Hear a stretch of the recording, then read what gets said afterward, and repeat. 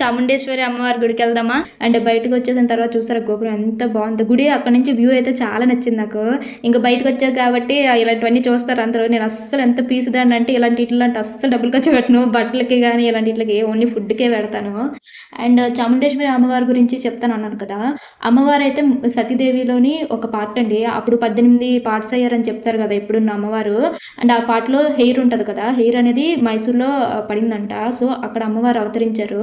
And చండాముండ అనే ఇద్దరు రాక్షసులను చంపడం వల్ల ఆవిడకి చాముండేశ్వరి అనే పేరు వచ్చింది అమ్మవారికి.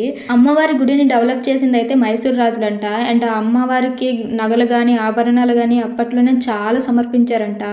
అండ్ అమ్మవారి నగల్లోని ఒక చిన్న పూసతోని మొత్తం మైసూర్‌ని 2 సార్లు కొనొచ్చంట. అంత వాల్యుబుల్ అంట నగలనేవి. ప్రతి దసరాకి చాలా అంటే చాలా ఘనంగా చేస్తారు అమ్మవారి పండగ మాత్రం.